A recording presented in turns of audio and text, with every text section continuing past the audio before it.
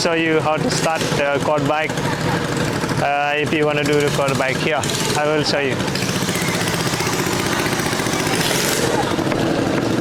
Alright guys, if you want to start, this is one very easy. It's just like that. And then this one pull the to start.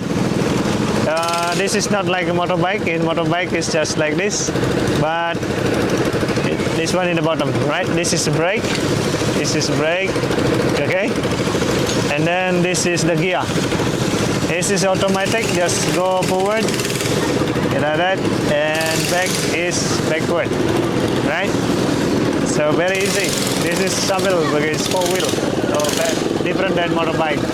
This one very stable to riding for you. Even you cannot ride a motorbike, I'm sure you can riding the quad bike. It's very easy.